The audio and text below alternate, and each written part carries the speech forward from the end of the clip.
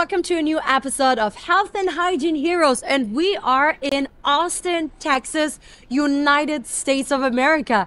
Exactly. Craig and I just met in person in California just less than 5 days ago, and here we are in your town. Yes. Welcome. Now, thank you so much. So, Craig, tell us a little bit about your experience in MedTech, healthcare, pharma, because you have worked on some really exciting projects. Yeah, no doubt. I mean, at the end of the day, 26 years. I started in healthcare and medical technology when I was 19 years old.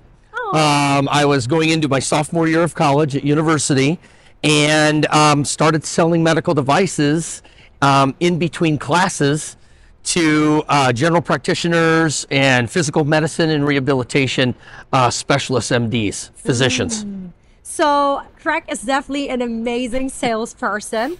But what I really loved about your speech in California was you did not talk about business plan or anything else, but you spoke about commercialization. Correct. Can you share a couple of tips of like what it is for anybody who wants to start a startup? Why do we need a commercialization plan, for example? What is that? Yeah, I mean, the real important thing about commercialization or commercial strategy is that it's like a roadmap. There are 10 components of commercialization, starting with market research and then all the way to post-market analysis, right? That you learn all the things that you're doing in reverse. And the key with that is people think that commercialization or commercial strategy is product launch or go-to-market activities, right? And commercialization is nothing more than putting the pieces of the puzzle in place so that either a company, a business, or an individual will purchase and adopt your product. When they adopt your product once, they're a customer. But when they adopt it over and over and over again, they turn from a customer into a client. Interesting. Now, are you able to share a couple of these interesting startup projects that you actually did, but not as an entrepreneur, but as an intrapreneur? I don't know if you're allowed to tell the company that you have worked in, and share some of these health projects with us. Yeah. So in 2024, I decided to go out on my own and focus on a consulting firm, right? And building a consulting firm that will do, anywhere from an audit on the commercialization processes to fractional leadership and everything like that. And what got me there is being an employee at all these different companies. Fortune 30 company on the Dow Jones, Johnson & Johnson. Then going from a Fortune 500 company to venture capital-based startups. So, and I've done that my whole entire career after J&J. But even at J&J, I did internal-based startups in women's health. And I've done everything from, women's health to otolaryngology, which is ear, nose, and throat, to general surgery, to colorectal surgery, endovascular, all this type of stuff. And most of it has been diagnostic and surgical, but also some of the projects was a oral mucositis technology that was an oral rinse for patients having radiation therapy. So not only have I done biotech and pharma, but I've, medical device, everything. So 2 specific startups that I was in. My first venture capital supported startup was a vessel sealing technology that was used in surgery to remove organs. And I remember the first time I got hired, I was a sales rep. I knew how to sell into the hospital, but being with a venture capital firm where everything you do is under scrutiny. You're not in a big company where you can hide. So you're exposed for the good job you do, and you're exposed for the bad job you can do. And in that company, and I still have the plaque today, I actually sold the most in that company. In the first 90 days, I sold over $170,000 worth of surgical products into a health system. So cool. Yeah, and 2 years later, that company got bought by J&J, and we all went back to J&J. I didn't think they wanted me, but they ended up bringing me in. And so I did that for about 8 more months. And then they moved me to Austin, Texas. Well, then I got recruited as a national sales director for another surgical company. And that was actually selling laparoscopic access devices to be able to use it when the robot was new and also traditional laparoscopy. And they had somebody in place. And this was really more of a turnaround situation. They had somebody in place before me. He was there for a roughly 16 to 18 months. And they never got above $20,000 a month in revenue. They just didn't know how to infiltrate the hospitals and surgery centers here in the United States. Yeah. And I came in, I cleaned house, I got rid of everybody, and I did a hybrid model where we were able to fundraise with some venture capital firms, and I hired some independent reps, and then I hired some direct sales reps as well. And so we had about 30, gosh, I can't remember exactly, somewhere around 33, 36, I'd have to look, sales reps around the country. And in less than a year and a half, and I think it was exactly 14 months, we went from $20,000 a month to over $80,000 a month.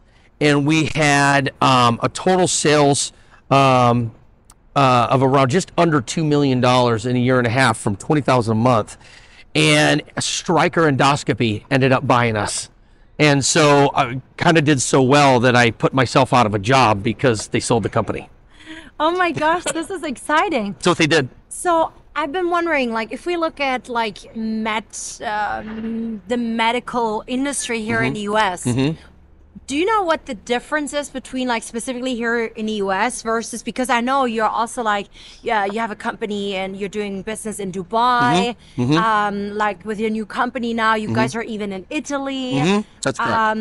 And me being in Germany and in China, it's very different. What are the differences? So the difference between the US and other parts of the world is that we don't use tenders. And what I mean by that is a hospital doesn't bid on a certain, let's just say this is a medically designed pen. It can only be used for medical, right?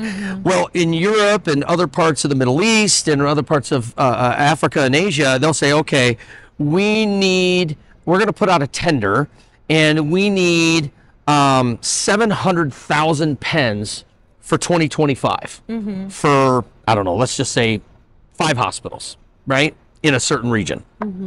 Well, a bunch of companies that would manufacture and sell these, they would put in their pricing. In the US, it's not like that. We have what we call group purchasing organizations. And the group purchasing organizations are working on behalf of the hospital, trying to get the lowest price to save money for the hospital, but yet as a vendor, you have to bid to get on contract with that group purchasing organization, or GPO as they call it. So we don't do tenders, but we still have to be on contract in order for certain hospitals to buy the products. And if you're not on contract, it can really block you. And that's kind of the frustrating thing about group purchasing organizations, is that they're kind of I wouldn't say necessarily a necessary evil, but they do work on behalf of the hospital.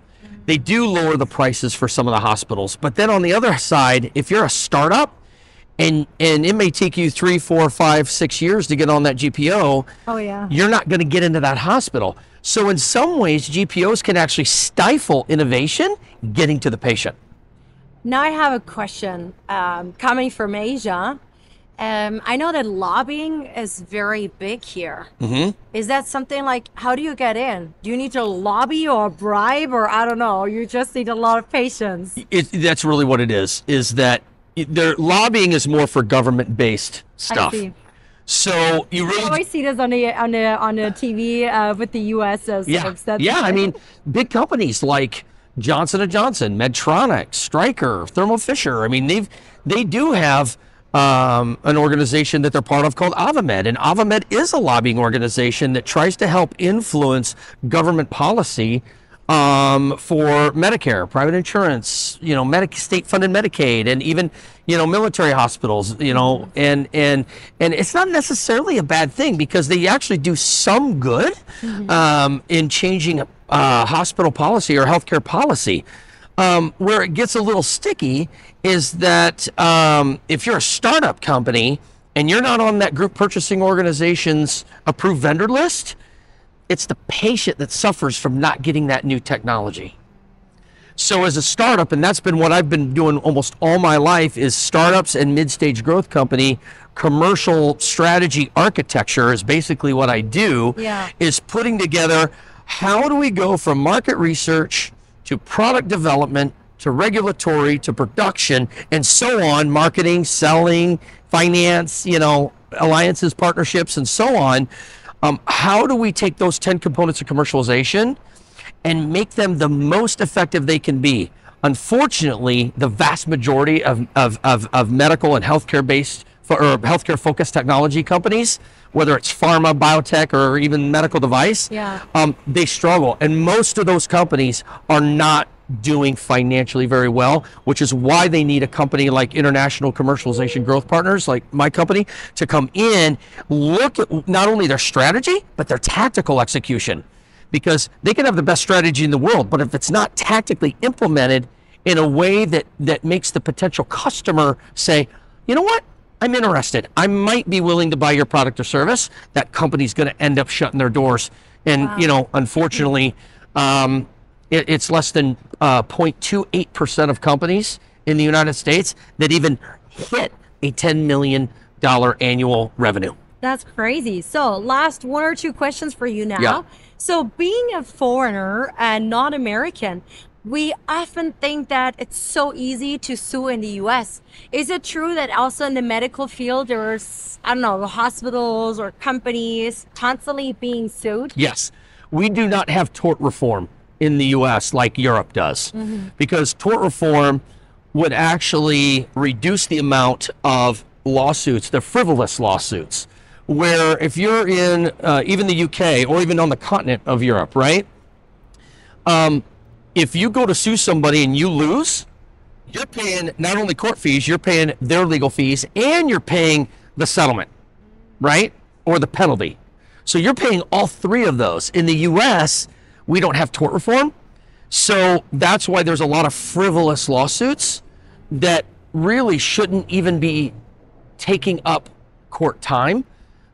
But unfortunately, it's not been changed. Wow, interesting. So last question to you, Craig. Thank you so much for taking the time. You're welcome. And who should reach out to you? Who should contact you? With who do you want to work together? So I like working with people like you, to be quite frank. I like working with C-suite executives of companies who want to push aside the politics of and the game playing in business. I want to work with C-suite executives that want their business to be extremely effective. I want people that are obsessed with getting their product or service out to the marketplace in a responsible, effective manner to where they just obsess with how do we get customers first. And then when we get a customer, I want to make sure that the product or service that they have purchased is so well put together that they are a customer for the rest of their life on this planet. Those are the people I want to work with. MedTech, healthcare technology, digital health, telemedicine, software, you name it. If a company is providing a product or service to a patient entity, whether it's a hospital, surgery center, nursing home, long-term care, even laboratory. I've worked with some laboratories that have said, Craig, we've got a new test. How do we get this out to the market to let people know that now there's a test that does X?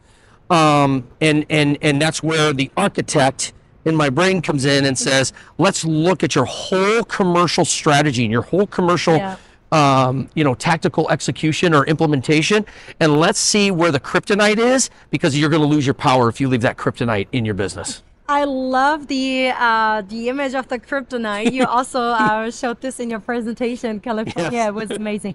Thank you so much for You're your welcome. time. Thanks for Guys, having me. Please connect with Greg. And if you love today's episode, please, sharing is caring. See you in the next episode in I don't know which country. Let's see.